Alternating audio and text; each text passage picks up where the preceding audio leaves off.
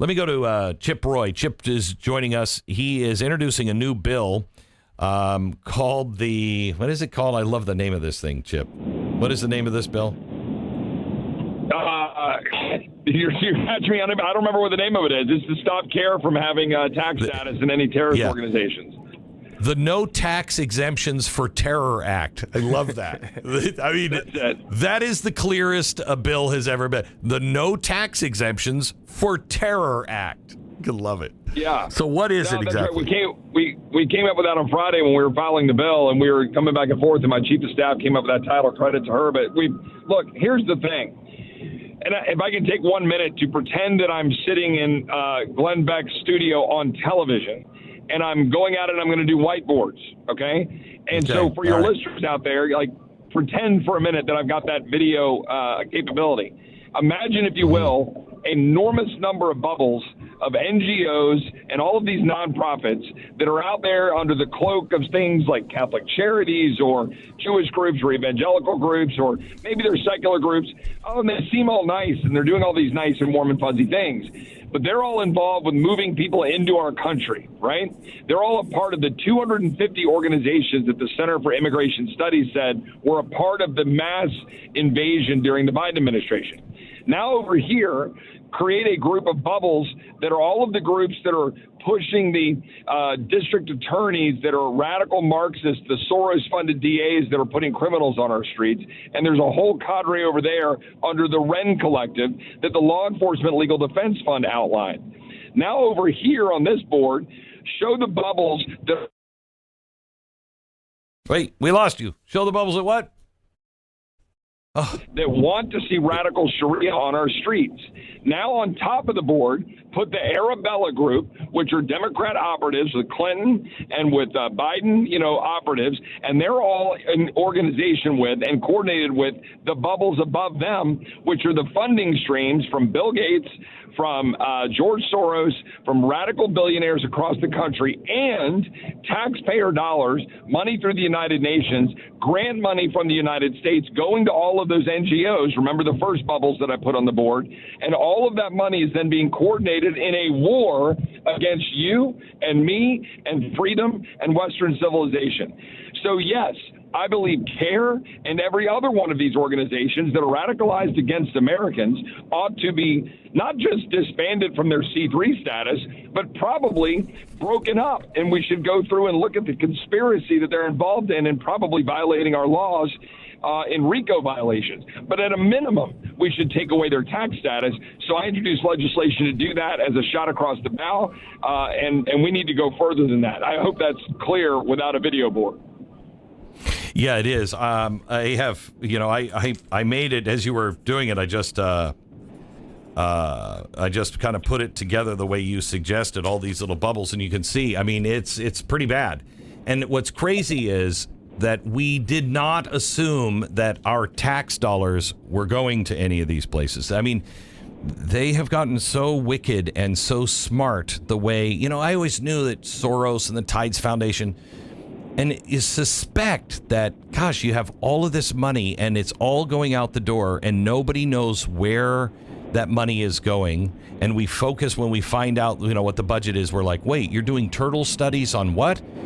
And nobody is asking, but wait a minute, what about the other, $1 trillion that nobody is tracking that are just going out to these NGOs? Yeah. We are funding our own demise. 100%, Glenn, and that's exactly right. And I'm glad you said that, because Republicans, with all due respect to my colleagues, get distracted with shiny objects, and they go say, and I've done it too, right? Because it's easy to say. And you go out there and you say, oh, yeah, it went to the turtle funding, or it went to this waste, and people go, oh, my God, that's terrible. It's like $5 million.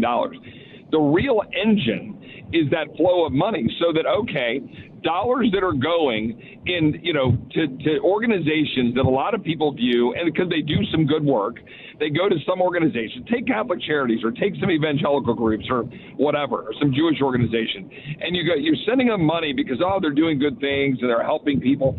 But then you start realizing, you peel back the onion, and they're all a part of all of this and the grants that flow through, so that when you're Todd Bensman or my friends from the Center for Immigration Studies, and you're down at the Darien Gap and you see that the United Nations money, United States taxpayer money, grants were going to these organizations to funnel people from around the world to come up through Mexico and into the United States, or be flown by plane into the United States.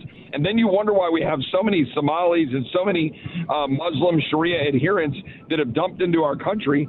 It's heavily because of what we've been funding. It's heavily because of our money that we give to the United Nations. So we need to stop that. And we need to look, what I've done with this bill is one step of 1,000 we need to take, right? The bill that I did 2 weeks ago to say, let's start vetting people for adherence to Sharia law.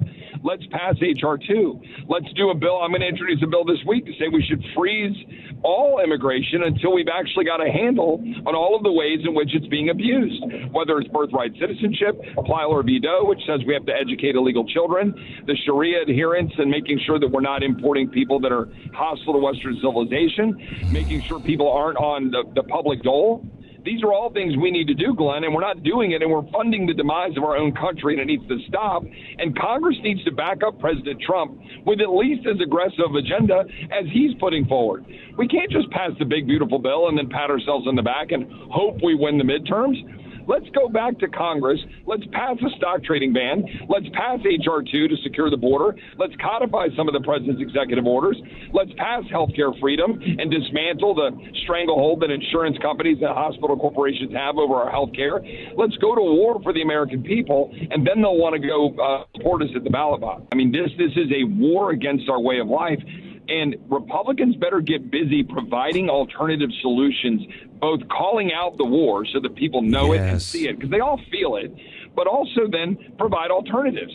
Look, I put out 5 years ago a 50-page document called that Case for Healthcare Freedom. And, well, actually, I introduced the bill 5 years ago. I put out the Case for Healthcare Freedom 2 years ago. And that document outlines an array of options where we empower patients, empower doctors, expand health savings accounts, expand direct primary care, give people tools, allow them to be able to control their care and drive prices down, free up doctors so you're not having corporate-owned hospitals and insurance companies making your decisions. Now, that is an environment that most Americans would prefer, and nobody will be left out. Prices will go down. Health sharing ministries can fill the void, MediShare and a lot of other options, and we can have the shining city on the hill. Let's go to talk about that to the American people. Let's talk about driving housing prices down by eliminating private equity and all of these big corporate ownership of local dirt in our communities. Allow only individuals to own homes in our dirts in our communities and farms to be locally owned by Texans. We can then have cattle that you grow in Texas, slaughter in Texas, put in stores in Texas, and eat by Texans. That's the way we ought to do things. I'm all for free trade. So are you.